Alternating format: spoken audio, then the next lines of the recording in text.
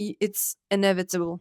You just, if you really do it, it's inevitable that you will change in a way, and your energy will change, and just you will be approached by people, or you will be approaching the right people. Hello everybody, my name is Edith, and a few years back I was the coldest queen in the room, meaning that no one would really approach me.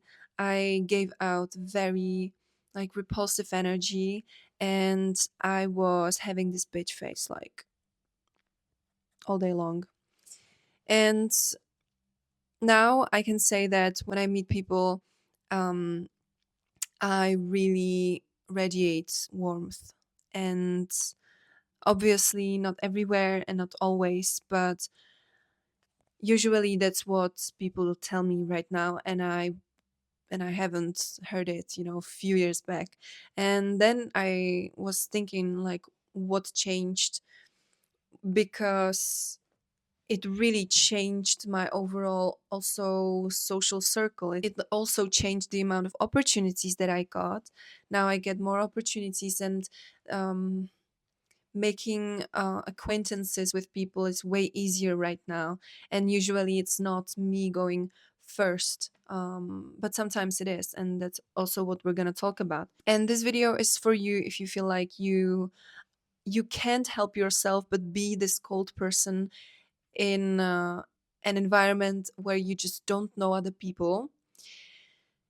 You just can't help yourself to be that, but you don't want to be this version of yourself anymore. You want to have these warm relationships, and you want to have this, bubbly personality maybe. And this was always something that I wanted, and now I have it. And now I'm going to tell you what I did so that you can have it too. I have few things, three mainly, 3 points where of what I did, of what I focused on, and I will also talk about each point a little more. So I believe it's gonna be actually more points, but we will see. And I'm gonna always say like the reason why I believe that I was cold and what I did in order to become the warm person that you just find in this beautiful little street in Italy selling lemonade or something. This kind of very warm approach. The first reason why I believe I was cold and why I would be always this person who used a lot of sarcasm, who was always trying to, let's say, put a shield in front of myself, is that I really didn't know who is under the shield. I didn't really know what I stand for. I didn't know what are really my values. I didn't know myself. And so I would say the first biggest part is a self discovery. And I think that this might be solving many more things, way more things than just being cold on the outside and being unapproachable. Obviously you will be more approachable when you know who you are, because then you understand yourself, and then you're more satisfied with yourself. And if you're not satisfied with something within you, you know how to solve it, and you just take action, and then by taking the action you actually solve it. And so it's very clear for you, it's very easy, and it's simple. It's simple, I would say, to change and tweak some things with what you're not really satisfied. And that what makes you very radiant also on the outside. Because if you it's really about energies. I think that people, I don't want to get super spiritual here, but people are really like sending out energy. Like you get the vibe out of someone, or you get the feeling about someone. You always get feeling about someone. The first impression is That's why the first impression is super important and super like influential on the following picture that people make about you. Because the first impression as I see it, is actually just the energy speaking. And that's why it will always be so influential and so strong, because it is the energy, and energy never lies. Like, energy is the thing, is the truth. You can smile, but if you're not really smiling, like genuinely smiling, people will feel it, and that is what's important. Like, that is the at the end, this is what matters. Like, the energy is the thing that matters. And so that's why you really need to work on your inner world, because that is where the energy is coming from. That is whether you're going to radiate fear or doubt or jealousy or hate, or if you're going to radiate curiosity, playfulness, happiness, satisfaction, excitement, and passion. That's why the self discovery is it's the first and the most important stepping stone. You will not get further if you don't do some exercises about you. And how do you do it actually? Well, the first thing is to decide. It's literally it's literally this. It's not like specific, anything specific. It's to decide, I'm gonna get to know myself. And in that moment, there is this thing called reticular activating system in your brain.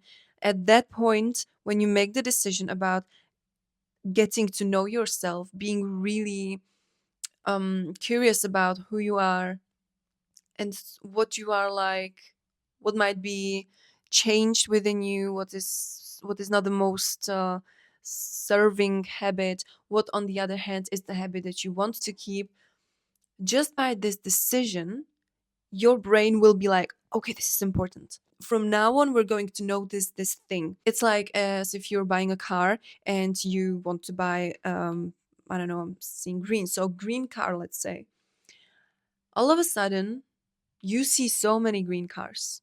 All of a sudden, if you start to work for a company, all of a sudden you see like so many logos of that company, and it might be a very random small company, but either you will see the logo or something will remind you of that logo or of your job.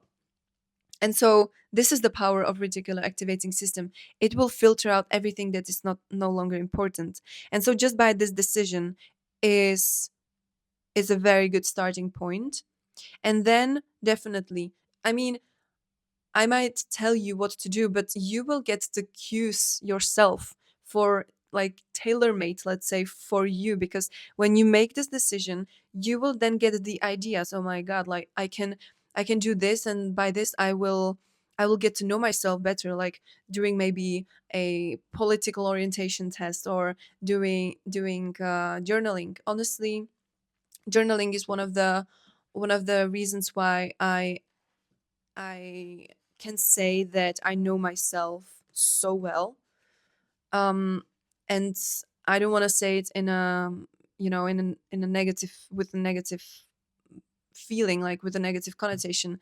Like the amount of pages I've written, this is like my fifth journal, and yeah, I've been journaling for like 14 years. But if you are journaling for 14 days, that is already life changing. Um, and it's um, it's your own therapist, you know, that is not judging. It's just a mirror, and that's why it's such a good tool for self discovery, because all you need is pen, paper, 30 minutes per day, and literally 14 days in, and you will feel different. So definitely you can try it if you want. I can also make some like directly video just about journaling, like everything I know about journaling, because it is I think it's still like untapped tool for basically mindfulness and for self discovery, for finding your identity, for authentic expression, and for especially for creative people. And so yeah, journaling is another way of how to discover yourself, get to know your identity, really define it. That's more of a passive way how to get to know yourself, right? You just, what I'm talking about is just thinking, writing, maybe talking out loud. Getting a therapist is also a very productive thing to do, and it is no shame to have a therapist. It's like if you were ashamed of having a dentist. Meditations, yoga, that helped me a lot. I remember I did all of these things um during COVID, and I gotta say, waking up early was also one of the things that helped me tremendously to accelerate this, because when you wake up early, you literally create the time to do these things. And so it's like a very new ritual that feels so good. And then it's easier to do it than not to do it. And that's a point where you will get by 30th day, by the time you're doing it for 1 month, when you stop doing it, you will feel weird. And so that's really recommended to do, especially in the in the morning when the world is quiet. And so that is the passive part of of what I did. um I think that's everything.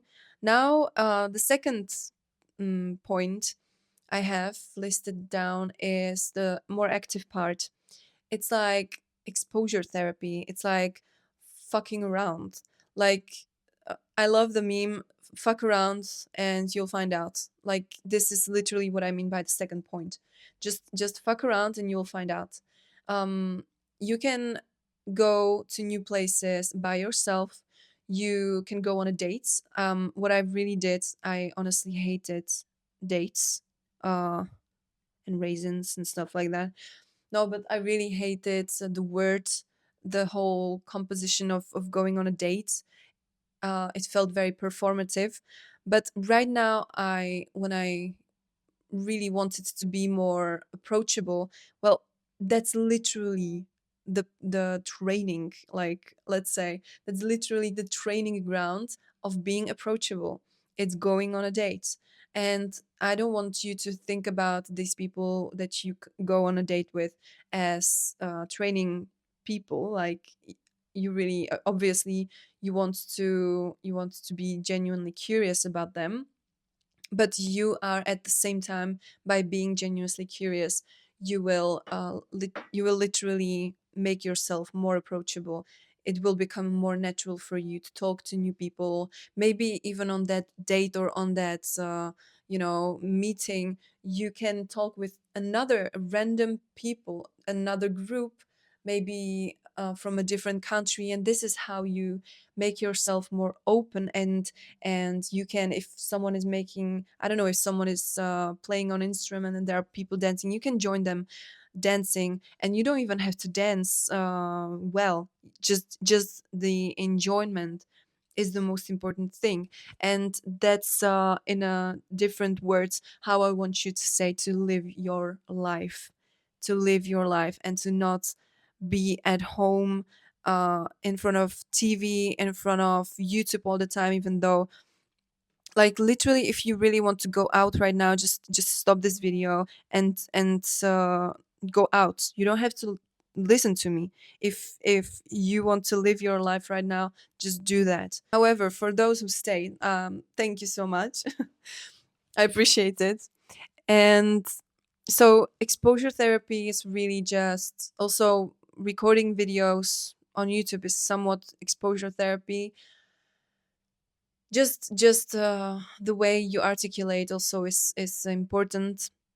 You can go to acting classes. That's what I did, and I really loved it. Getting out of yourself, getting out of your ego. That's also another thing. Like, you want to not take yourself that seriously, and that's how you demonstrate it. For example, when someone is playing music and you just start to dance like this, and you show your playfulness, and you basically show how you just don't really care, and this is really magnetic for people. And yeah, so exposure therapy, you can basically do that in a hidden sense as well. You can, I don't know, set to yourself like every day I'm going to do something that I wouldn't normally do. For example, if you're ordering a coffee, you can just comment on the picture that you see behind the barista, like, oh my god, it's so beautiful, like, did you make the picture, ha ha ha. And you can make some very beautiful moments. And if the barista will not be in the mood, you don't take it personally. Never take anything personally. So yeah, that's the second point. Exposure therapy. Fuck around and find out. Also, it doesn't have to be connected with people. You can do stuff that you genuinely enjoy. For example, I love dancing, so I train by myself. Sometimes I train dancing and I genuinely enjoy it. And when you do something that you enjoy, that is fulfilling for you, people will feel it. Like, people will, you don't even have to say anything because the energy will tell everything. I started to do something that's good for me. I started to do something that is recognizing my authenticity, my true self. People will really feel it. And that is also extremely magnetic for the right people. And that's like win-win situation. And that leads me to third point, and that is accept everything that you are and develop love for yourself and respect for yourself. And this might be one of the hardest things to do. It requires lots of healing and lots of understanding, and oh my god, lots of forgiving. mm, like, you have to also forgive to other people. It's literally being approachable is a statement of you solving your life out somehow, or accepting it at least, and having the intention of becoming better and better, and being genuinely satisfied with where you are right now and grateful for that. That should be actually in the third point, like gratitude. Gratitude is like like the cheat code on so many stuff. If I would tell you to start with one thing, it would be gratitude. From this whole list of all the things that I've just talked about, it would be really this is actually the beginning of the whole process. What I do daily is, personally, I do this. I've already, I think, talked about it. It's like write a page per day, and do it without thinking, really. Just write. I never really, I don't care what I write there. I can write about one specific situation, then I can write about what I'm grateful for, then I can write about my problems, then I can write about my childhood, what I just thought about. Literally anything. That's also a first thing that I do in the morning, because it starts the brain on the flow and on this wave of, yeah, like trusting the process. However, gratitude is always incorporated there, and also gratitude is somewhat. It can be life changing. I'm not even joking here. It's. I remember when I did gratitude exercises religiously every day when the COVID was. I would be waking up at 4:30, and I would be first things first, um, just writing down the gratitude. And really, I did that for like, I don't know, in a row. I did that for like 3 months, and then you start to, I don't know, basically live the life, So then you sleep in a little bit, and um, it starts to test you if you really want it or not. But this period was really like a turning point. And so I'm not saying to wake up at 4:30 or do anything that's crazy. Even though if you want, you can definitely try it. You can try it, that's part of the second point. Just try stuff, try it all. And but gratitude is something that will ultimately, that is the high vibration, that is the energy that you want to emit. Like, if you imagine a person Imagine two people in the same room, and one will be complaining about this thing that happened like 1 week ago, and he's embarrassed by it, and he's very self-conscious, and so he's absolutely not in the moment in that room. You don't even know what kind of amazing people might be in the room, versus the second person who is just super grateful that he can be here with the people, that he can see all the beautiful maybe paintings and all the outfits that the people wear, or that he can just meet people, new people, or the his friends. Who would you think that will be more approachable? Like, it gives out even this imagination that you have right now in your head. You know how it feels, or you know how you would feel about the person, and obviously you would approach more likely the person who is just grateful. And also by compassion, what really helped me was loving meditations. Like, there is a meta loving meditation. I'll list it down below this video, or maybe here, somewhere here. It's from Mindful Movement, and it's really something that's oh my god, I really feel so good always when I do this meditation. I feel like I could give myself all of myself out, and I would still have the love for myself. And it's amazing feeling. And if you want to go somewhere in a big social circle, maybe on a wedding or maybe like a big event, you really want to try it. You can do experiments with yourself. You can go out into very big event, you can try the meditation, and then you can go out and not doing any meditation or not doing anything, not preparing yourself at all to be like approachable, and you will see the difference. So that's the thing. Also, respecting yourself. You respect yourself by doing hard stuff. So if you are having a dream, if you do have something that you would like to try, go for it. Like, buy all the things that you need to create the product, and create the product. Try that painting, try to paint. And if you want to write the book, start even the first sentence of the book. Do it. Let yourself see that you believe in you. And this is a big part of having a self-respect, or this is what makes you really respect yourself. And obviously, when you accomplish that, when you finish also the tasks, that is like to the sky. Respect up. And so, yeah, all these things really will make you a different person, a little different person, and better, obviously.